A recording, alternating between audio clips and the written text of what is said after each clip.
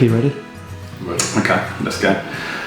So we mentioned on our catch-up a few weeks ago that we were looking into Housing First, and so what we wanted to do was do a vlog on it. Try and really bring it to life, what it means, what it's all about, and we thought the best way to do that was to start with a bit of an intro into Housing First, where it came from, what its history was, and then start to talk about how we can get involved in it. Now, we have to be honest about it. We are not the Housing First experts. We are the property people. So we want to test if it works from a property point of view. So we've obviously looked into it, we've done our reading, but if there's anything that we're not 100% correct on, that's because we're still learning. So from our understanding, Housing First started in New York in 1992. That's pretty good. I believe. For knowing no history, that's pretty good. I just read it on Joe's storyboard there, so I hope that's correct. I think it was also rolled out in Finland, as far as I'm aware, with the two sort of main areas where they focused on Housing First. And the basic principle behind it is, if you look at our board, this is the traditional approach to tackling street homelessness. And that would be where one person, who in terms of the casework has up to 20 to 40 people that they're looking after. And the principle is staged process, so it's sort of getting out of the problem step by step. So starting with the street homelessness, moving them off the street into a night shelter, so sort of any type of accommodation, then into a more stable residence in terms of the hostel, then into transitional housing, sort of give them the skills to get back to the sort of the normal housing market, and then into independent housing. All throughout these different stages, as well as the different types of accommodation, there's a load of support given to the individuals. Now, Housing First is totally different. So what it does instead is it says that you have sort of 5 and 7 people per caseworker, so there's much more time to be spent with the individual, that wraparound support, from the position of street homelessness straight into independent housing. And the idea is that Housing First, provide the housing first and then all of the support around it. So it's really about cutting out all of these different people, cutting out all these efficiencies and getting people into a house as quickly as possible.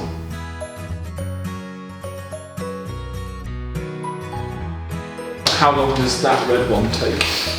I don't exactly know, but the outcomes apparently on the Housing First are quicker, and I think my understanding from speaking to people that are more involved in the front line is that each one of these can be years, a longer process, and potentially you can do this a lot.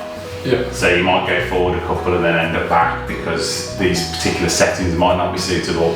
And this isn't casting any aspersions on this, but from anecdotally what we've heard about like night shelters, sometimes some night shelters, some environments aren't necessarily safe. So people aren't happy to go from street homeless into this, they feel more comfortable in their own surroundings, so they're potentially avoiding this. Well, if that's the first step of the ladder, you can't skip a step, you can't just go, okay, straight away into transitional housing. You have to go through the process, and that's not suitable for everybody. So the idea is this is more person-centric rather than system-centric. Straight into the independent housing, then you provide the support for the individual. So it seems to make sense to us, and all the reports that we've read say it works. Now, there's a pilot going on in the UK around Manchester, Liverpool and the West Midlands to basically gather as much detail as possible about Housing First, and then for the government to make a decision if it's something that we think is, as a country, is something we should do. We want to be part of that pilot in providing property. So the difference with the independent housing, well, two bits that I understand. Firstly, it's a choice-based housing option. So the client will be encouraged to maybe come out of their situation, work with a care provider and move into a house sort of on their terms. They have a choice of location, they're not compulsory obliged to kind of move into that unit. Whereas maybe on the red options, it's less choice-based and more systemised in terms of you go through this process, you get put into those channels. And secondly, in terms of landlord responsibilities, on the independent housing side, the government encourages landlords and RSLs to issue ASTs to the tenant from day one. So they've got that self-esteem of managing a tenancy, more of that independent requirement to actually work through their housing needs and try and encourage them back into the sector in a more systematic way. So that needs a certain type of landlord, which is what we think we are, in terms of a landlord with the social ethics right at probably the core of what they want to do with the model. So to issue an AST to somebody that's maybe been out of housing for years, potentially, decades potentially, that might be a risk for most private landlords, and so we don't think there are many out there that are going to step up to the plate and provide the amount of houses that are needed for the programme, hence why we want to step in and make sure we can do that. So it's not a profitable service for us, it's probably the first thing.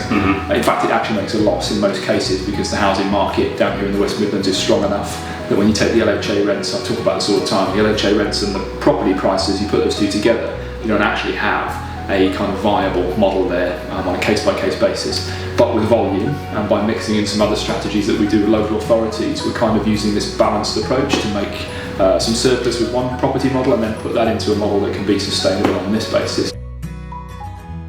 That's probably our role, is to be that bigger social landlord and kind of take those risks to see if we can make it sustainable.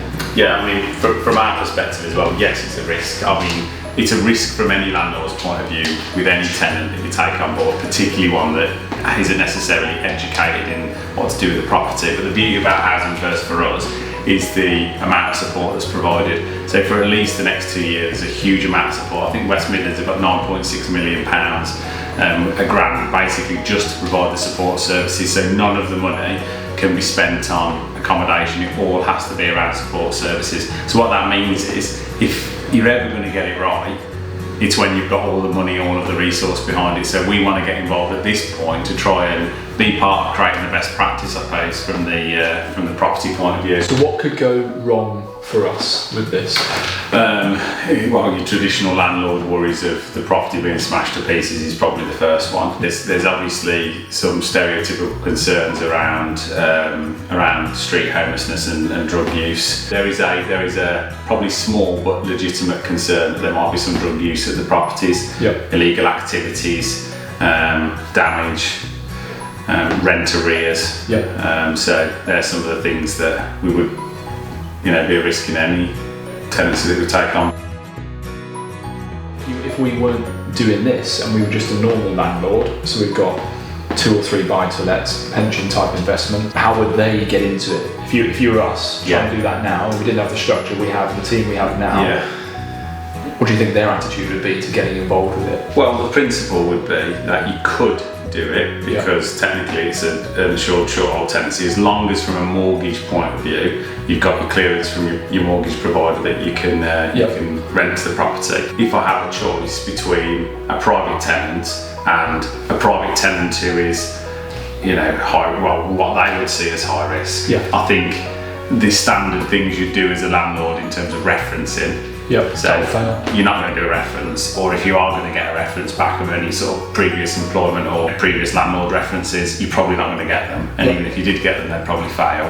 So the standard sort of checks that you do as a landlord will be gone. How are we going to do it? What's our timeline, if you like, or our plan to start with doing this? Well, we want to start as soon as possible, ideally with Birmingham, and the involvement with one of the pilot areas in terms of the West Midlands and the close involvement with the Homelessness Task Force, we get to, I suppose, gain from the experience that they've had so far. So I think there's only been one private landlord that's given one of the properties for Housing First so far, versus I think it's around 100 properties that have been provided by charities and housing associations. But within those properties provided by housing associations and charities, there'll be loads of learnings. So we get to get involved with that. So the sooner we can start, the sooner we start to learn. There's also a consideration that there's 2 years left of this funding, this additional support for Housing First. So we want to start as quickly as possible so we can maximise that 2 years worth of support. Dean mentioned before about costs though, and that's the challenge. So this project is contingent upon being able to support it elsewhere, so use things that do have an element of surplus to them and apply that surplus to the loss that we'd make under Housing First. We've got a proposal, so I'd suggest we review the proposal on the blog, so share with people our mindset and our approach. And then probably the next episode after that, once we review that, would be to say these are the type of properties, go out, visit some properties, see some properties, what we're putting forward, and probably starting within the area that we're focused on first, which is Birmingham. Cool. How do we end these vlogs? I don't know really. That's the kind There we go. So thanks for watching the first Housing First vlog. Obviously the point of this series is to move the episodes on progressively, show you the whole journey, more about what we're going to do in terms of finding a house and ultimately through to the first person moving in. When will that be? Don't know. Follow us on the rest of the channels, so the Instagram, Facebook and LinkedIn. All the details will be somewhere, you point right around the video here somewhere. Give us a follow and we'll see you on the next episode.